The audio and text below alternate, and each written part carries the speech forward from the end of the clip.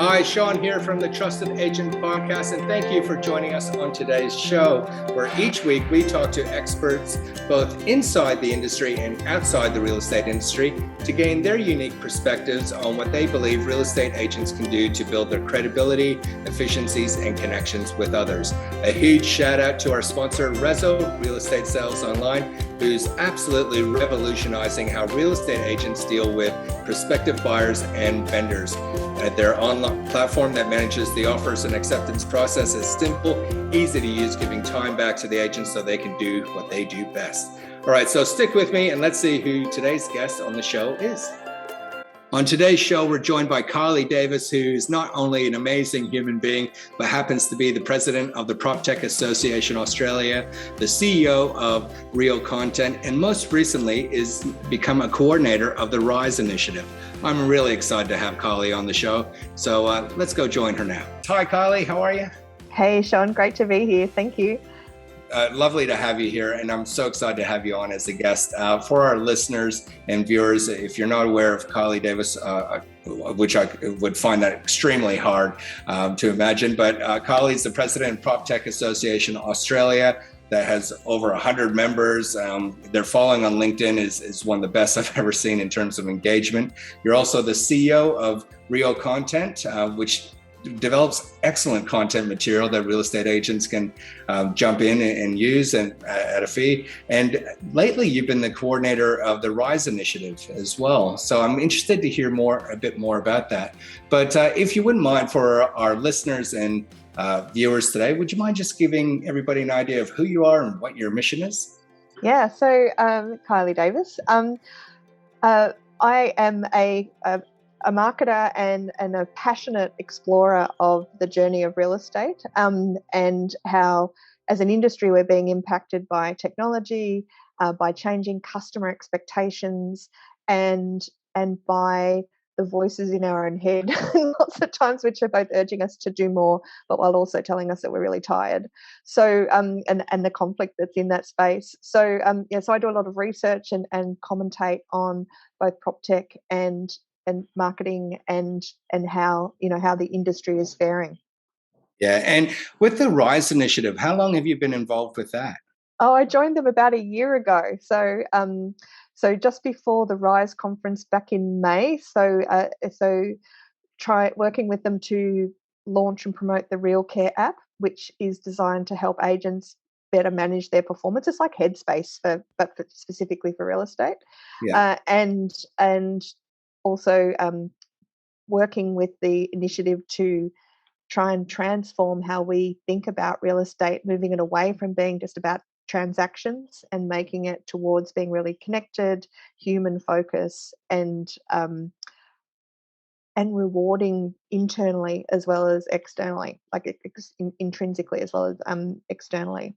Yeah, I think it's so important. And, some people who might be listening to the podcast who aren't in the real estate industry, some might have a preconceived notion of what a real estate agent is or how they behave and think of them more as a transactional style of agent. But you're moving right away from that. And I guess the need is there. Absolutely. Like, we need real estate agents the same way we need doctors, lawyers, and dentists. Like, you don't want them in your pocket. You don't want to be seeing them every single week. Like, that's not what you want. But do you want to know someone and have a great relationship with someone that you trust, that is your trusted kind of advisor or helper or coach, so that when it comes time to buy or sell a property, you've got someone that you know, whose advice you trust, who can help and guide you through that process. Because we only do these transactions, every 7 to 12 years. And you forget, and they're deeply, they're highly legislated. There's an awful lot of stuff that has to be done around it. There's a lot of adulting and homework that you need to do. So you don't want to go speed dating an agent to find who's going to take 0.5% off their commission when you're dealing with an asset that could well be over $1 million, or the biggest property transaction in your life. There's a thing about real estate, though, that we need to get really upfront about, and we need to have really honest conversations with that we need to reframe. Like, this is the thing that's really broken, is that as real estate agents, we only really care about, our transaction model is based around commissions from sellers and commissions from landlords or investors to manage their property. But we have 4 clients. We have not just our investors and our sellers, where there are 4 clients in this transaction of buyers and renters as well. And yeah, before, when we were talking just at the preamble, you mentioned the Roy Morgan research that around trust in most trusted professions. There's a couple of things that I'd say around that. First of all, Roy Morgan doesn't actually ask. Roy Morgan interviews and check, does their research based on anyone that will answer the phone, and we know how hard that is increasingly to get people to answer a phone for a cold call. And you only have to be over the age of 16, I think, or 17 to actually be eligible to take the call. So you don't have to have used a real estate agent at any point in time when they're asking you the questions. And it's a ranking. So I think even real estate agents would rank doctors and nurses higher than themselves in trust. So, but you can't. Not everyone can be number one, and not everyone can be the the last. So we very consistently come around that bottom end. But we come in at that bottom end consistently because there are 2 major groups of clients out there who need our services or who need our help, that we, because of our transaction model, frequently make the decision to withhold help from them because we've only got the time or focus to worry about the sellers and the investors. But ironically, those two customers, buyers and renters, they're the guys that turn up with the cash. Yeah, right. Yep.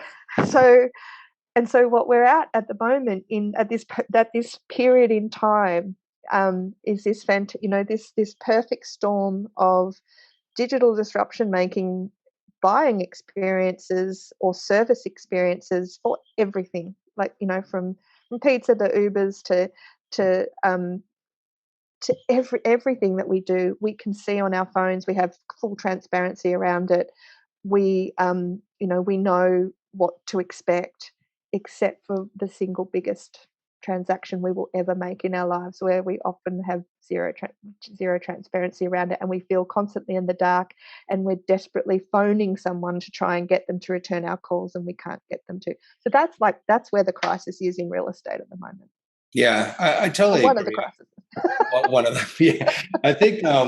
I think you're absolutely right, because it's not a daily transaction. It's not a weekly, yearly. And what do you say? Every 7 to. Yeah, it depends what state you're in. Depends what but usually it's usually between 7 to 12 years, and depends on how big. Depends how big stamp duty is, because that usually deters a lot of people from buying. And look, the only thing worse than buying a property is actually trying to renovate or build one. So Yeah. Also, but why? Also not transparent in any way, shape, or form. Involves a whole lot of sitting around in your jammies, just hoping to praying that the tradie turns up when they said they would. Yeah, it all comes down to trust and that transparency, as you said. I think because it's not so frequent, and people don't know what they don't know. They don't understand all the tools, the insights, the data the agents have at their fingertips that they can use to give the most informed decision. And because they haven't engaged with real estate agents on such a frequent level, there is that distance. I guess, what is it? Tyranny of distance, and that trust element as well. Whereas if they were actually in the industry or working with them on a more regular basis, it'd become very apparent why real estate agents should be trusted as the property specialists within their local market. Yeah, I mean, look, agents are seeing what's going on all day, every day, and they're transacting all day, every day. So, so they know, they know the ropes, and they know the context of at the point in time when you as a buyer or a seller dive in, they've been in that space all that time, so they've got all the context that they can share. So I can easily jump online as a buyer or seller or a renter and start to research the market. But what I don't have, and what I want, is that context of, so how is what's happening right now, how is that going to, how is that different or the same to what I've been hearing? How is what I'm experiencing right now in my suburb different or the same as what I'm hearing is happening in my capital city? Or how is what I'm seeing and hearing and reading about right now going to impact the decisions that I have to make if I'm about to go on this journey, and what every person in the real estate transacting in the real estate space wants to know is reassurance that they are doing the right thing, and they want to know that they want to feel confident about the decisions they're about to make. Yeah, they want someone who's got their back, right? Yeah, completely. Yeah. You said something before, which I hadn't heard it phrased like that before, but it was absolutely nailed it, where we tend to focus on the landlords or the vendors because we're getting paid by them and we're acting on their behalf and so forth. But it's the renters and the buyers that show up with the money. Yeah. And it made me think about a market. Two suitcases full at the moment, right? That's right. In this market, at the time of recording, the market's just back it up, boys. Yeah, it's a bullish market right now.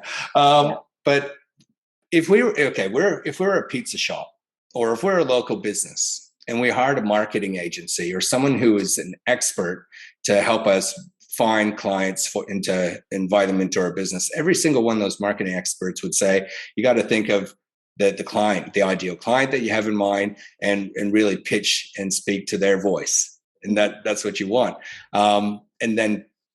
But that's the same analogy. They're coming with the money. They're handing it over, but it's real with the end customer in mind. Whereas we don't typically do that in real estate, do we? No, we don't. No, we tend to just focus on the next listing and on the assumption that the property will probably sell itself, because we have a process for making them sell, or for marketing them and promoting them, and someone always turns up with the cash. And I mean, one of the most awful phrases that I think that exists in real estate, although I understand why it exists, but that horrible phrase is, buyers are liars. I only just heard that 2 to 3 weeks ago from awful. Yeah, someone I trust and hold them in high regard. And I went, I've never heard that before. Oh, it's awful. And why do buyers revert to that behavior? Because they're in a position of complete distrust. Yeah. And they don't trust the agent that they're talking to, that no trust has been established. They think they're being sold a line. They're, they feel scared and worried. And so they don't, they try and lowball, or they try, so that behavior around lowballing and that behavior around, we haven't been good as an industry explaining that as real estate agents, our duty of care is to the seller. Like if we were just even more transparent around that, we could actually start to improve the industry by basically every time a buyer says, well, why don't you call me back every time you list a new property? Well, there's actually ways you can automate to make that easier and give that buyer a better service without needing to spend a lot of time on it. But if we were just upfront about our duty of care is to the seller, and that when the time comes, Mr. and Mrs. Client, that you come to sell, you will want me doing that for you, because this is your biggest asset. And yes, you will want the most money that I can possibly get for it. This is a completely justifiable position to be in as a real estate agent. But, let's look at the reasons why buyers get upset with agents, because they don't feel like the agent got back to them quickly enough when they've made an inquiry. Yeah. And the research shows that most buyers potential buyers expect to be contacted, 24 hours is kind of the max. They expected to be contacted by the end of the day at the worst, but they would like to be contacted in an hour or so. Like the majority would like to be contacted in an hour or so. But most agents don't get back to them for 2 or 3 days. They want to know the status of where their offer is at. They desperately want to know the status of where their offer is at, especially in markets like now, because maybe they do have a little bit more in the tank.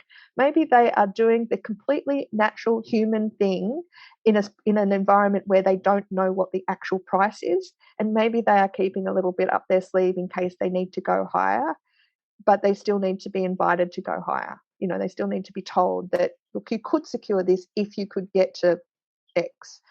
So they're waiting on the return phone call to see whether they can make that offer or not. And if they miss out on the property, they want to know why, because they want to understand. They want to use that information to inform the next time they do the next time they do that process. Because if they really love that home and if they're heartbroken that they didn't get it, they either need to go back and rethink about the area that they're moving into if it's too expensive and out of their price bracket, or they need to rethink their tactics on how they did play their cards maybe too close to their chest. Yeah.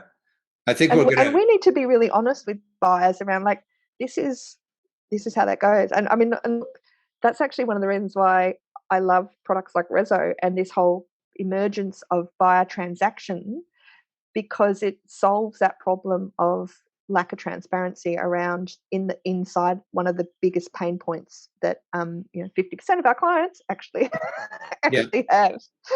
Yeah, there's only one winner of a property, right? So there's going to be Yeah. But if they can understand why, and if they've been communicated along the whole journey, and if there is transparency there, they're going to feel a little bit better about it moving forward, at least through that change management process of not securing the property. Thank you for giving Rezo a plug. The team That's my pleasure.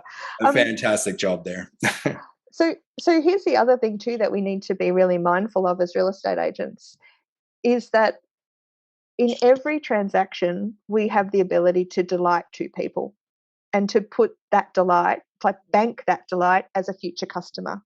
So we've got our seller that we've been looking after, our vendor that we've been working really hard for, and we hope that they've had such a great experience with us as an agent that the next time, well, they're going to become a buyer now, but the next time they come to sell, when they sell their new home, they'll still think of us because hopefully they've stayed in the area and all that.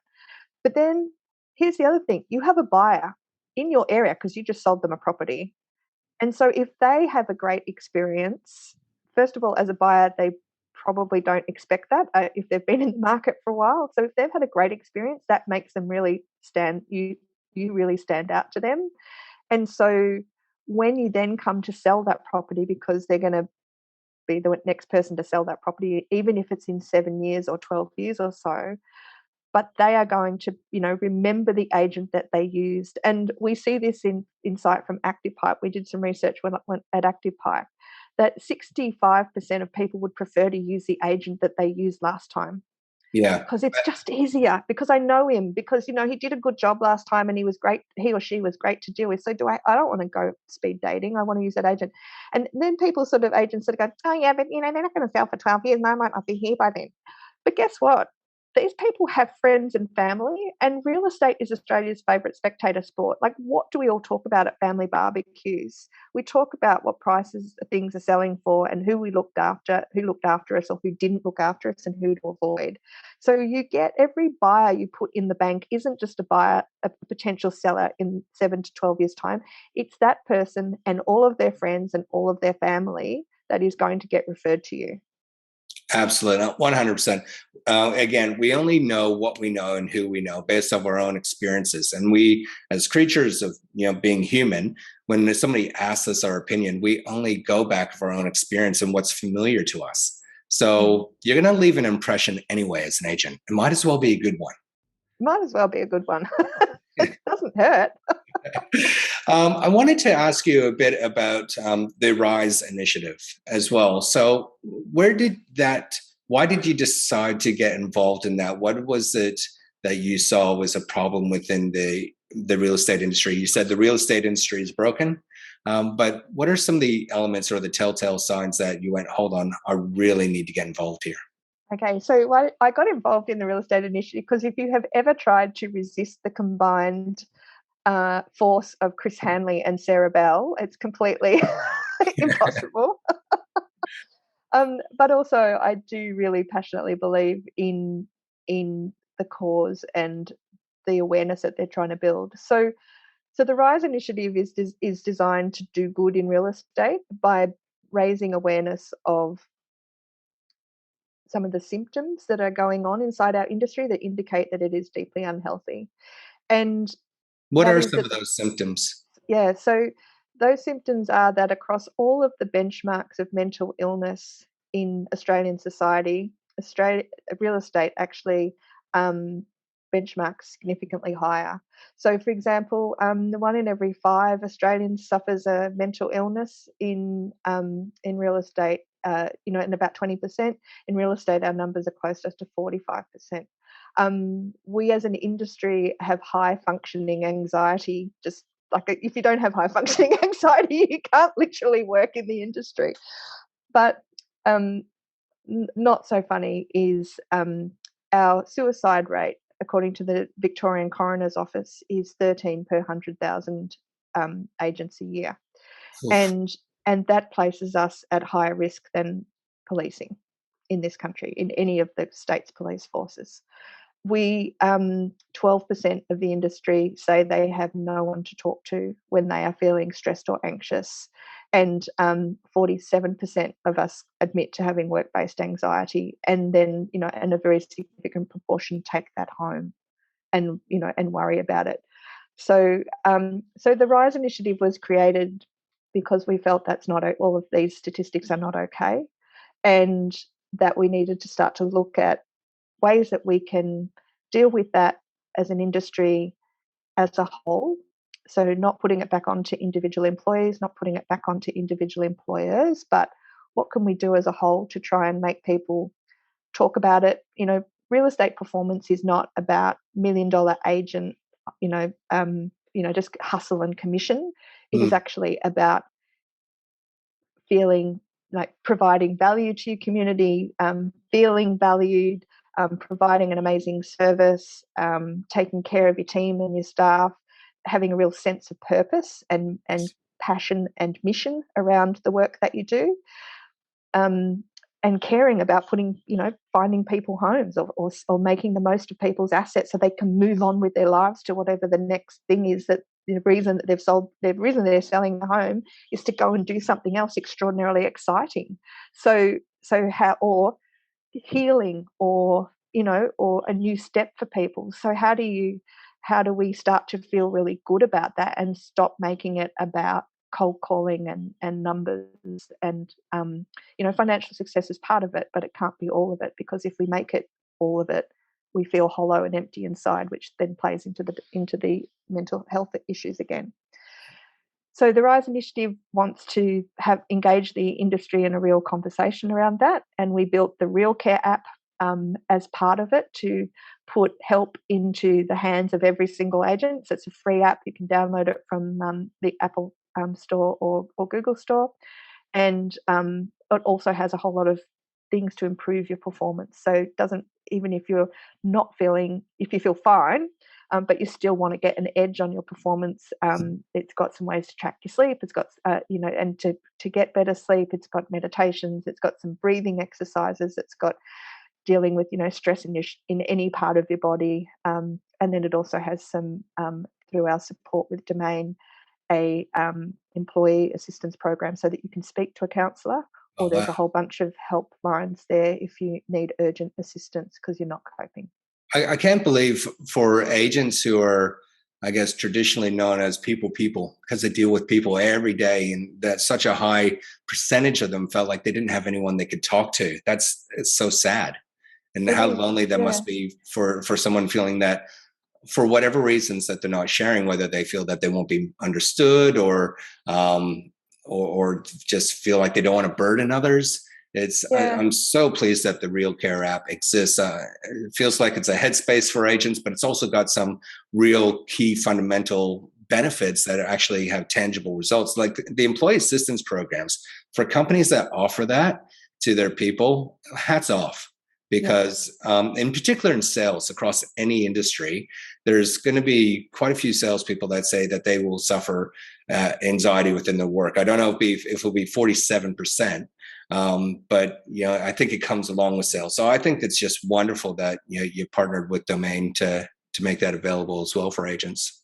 Yeah, no, it's a fantastic asset, and it's up to 3 calls. So and they're completely private and confidential. There's no connection between them and the app. The number's there, and you log. Yeah, that's all.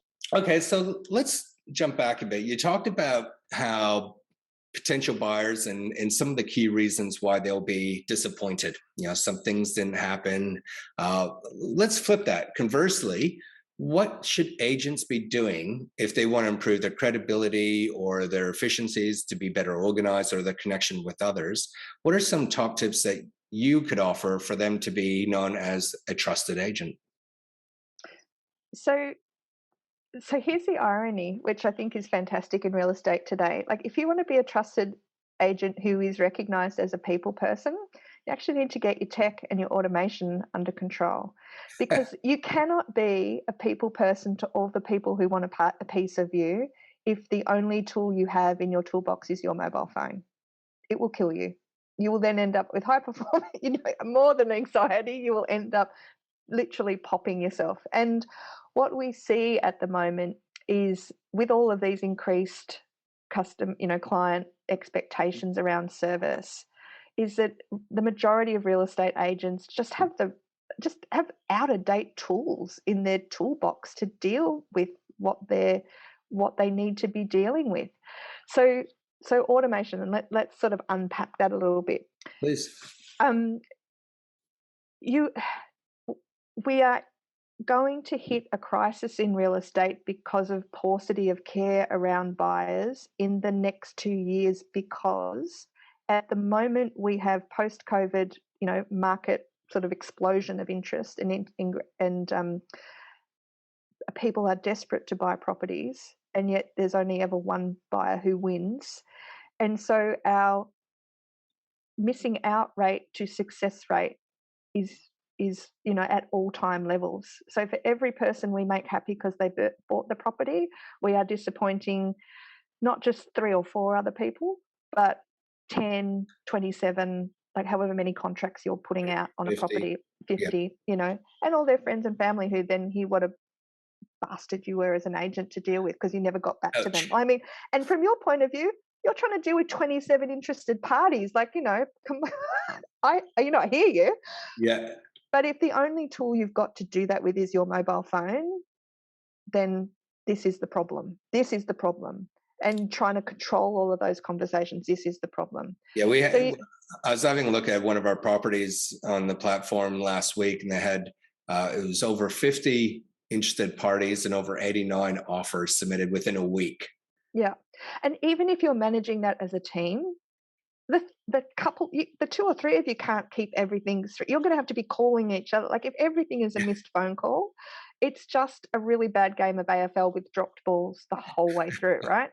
So you have to get your automation right, and you have to get your automation right from the start. So you have to understand that there are going to be more people, fingers crossed, there's going to be more people interested in this property than successfully win it. And there's going to be, and if they don't win this one, there's probably another one that they are going to, that might work for them, that you want to share with them from your books. And so you want to welcome people who make an inquiry to you, as opposed to treating them like a nuisance. So you need to set up automations in your email marketing that basically, so when someone gives you their email address, then basically you set them up in your CRM and your marketing system to welcome them to your agency and say thank you. Like, we're so excited that you're looking for property, and we hope we can help you out in the following ways. You need to let us know what kind of place you're looking for. You let us know whether you're a first home buyer, whether you're an upsizer or whatever. Give them some options, and then you need to have that automation.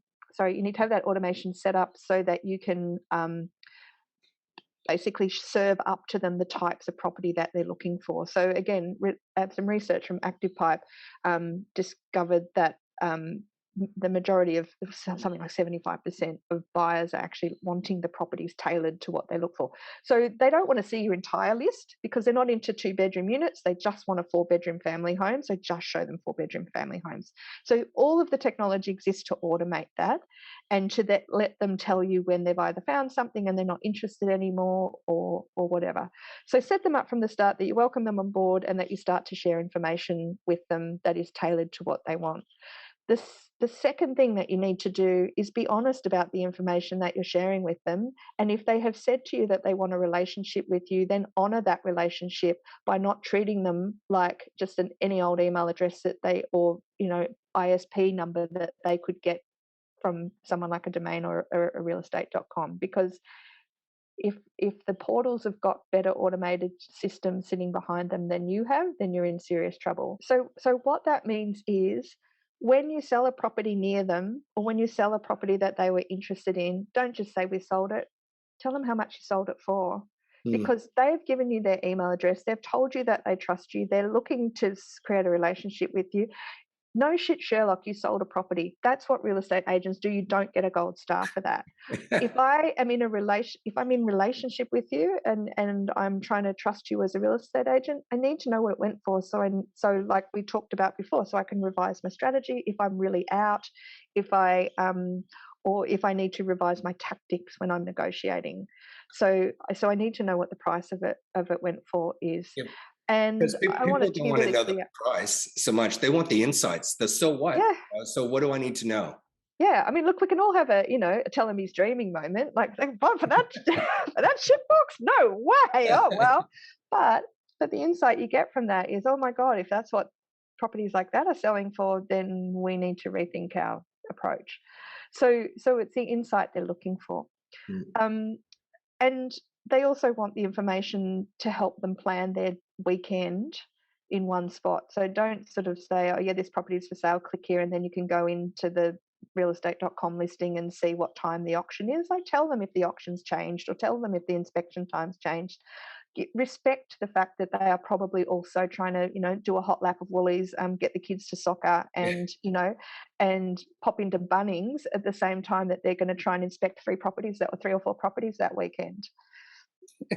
Have lunch with their mum, whatever they're whatever they're going to do. Take the kids to the park, walk the dog. But it becomes all consuming because some of the courtesy around that stuff isn't done.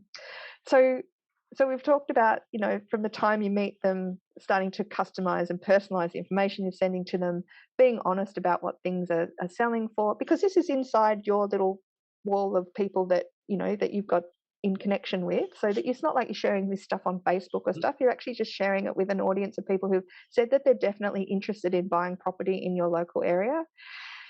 And then once you've done those two pieces of automation, when it comes to the transaction, look at using a tool like a Rezo to basically make your life easy by having all of the information around that property in one central place, inviting people who are interested in that information to access it centrally, so that you're not having to send 59 emails to people with copies of the contract and having it hit their firewall because the contract's too big or something like that, and then having to find out why it hasn't gone through, and it just creates so much noise in your life if you do it that way.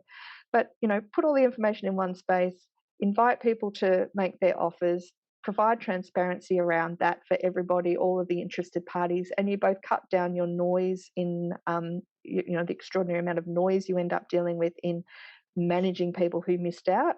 But you also can rest confident that you've actually extracted every single offer that you were going to get out of the market from the parties that were genuinely interested.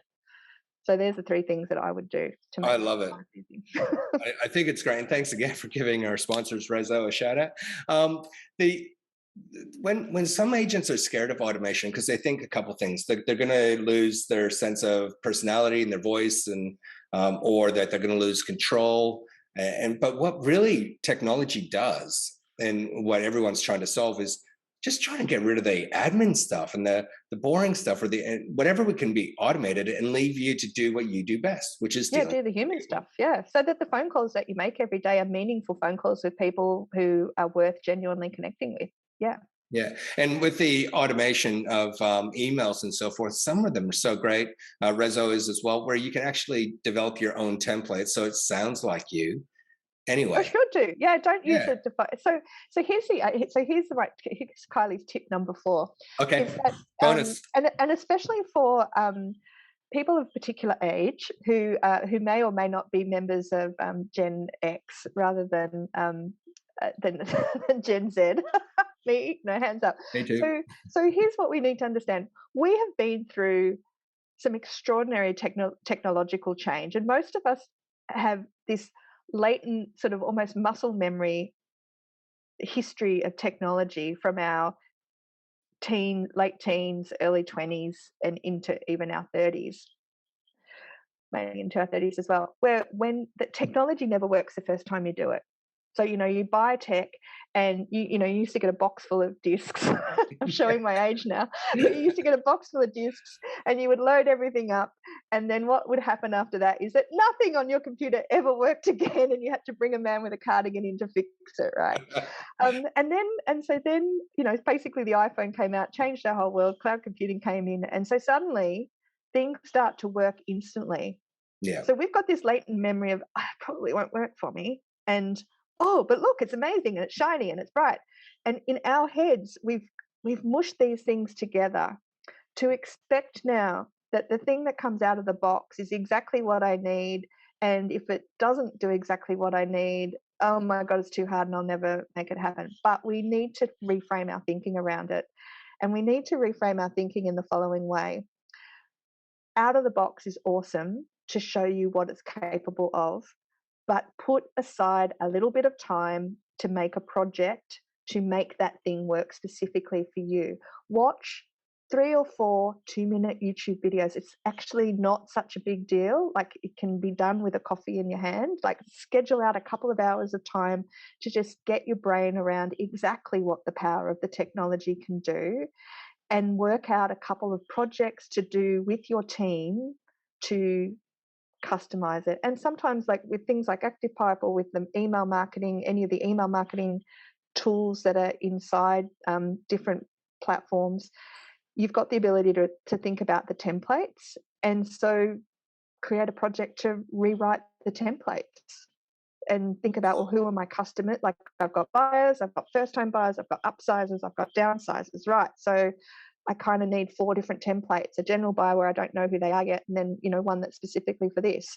I've got templates. You just need to map it out and work out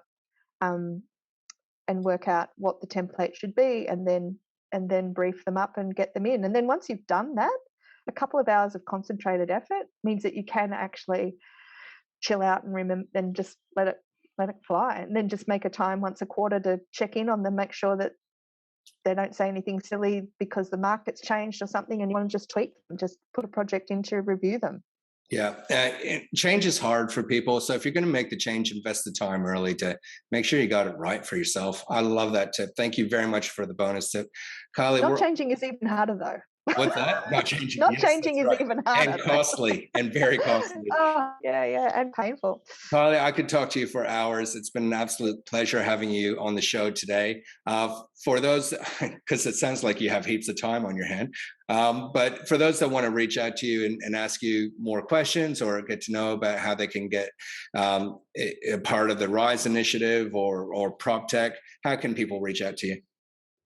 So reach out to me on LinkedIn. That's usually the easiest, Kylie C. Davis. But if you just Google me, I'm very findable on Google. You are. And if you're interested in attending the RISE conference, the next one is on May 24 in Melbourne in 2022, and we'd love to see you there. Wonderful. Kylie, thank you so much. It's been a pleasure. For our listeners and watchers of the show, we look forward to having you on our next episode. Thank you so much for joining us today. All the best. Bye. Thank you.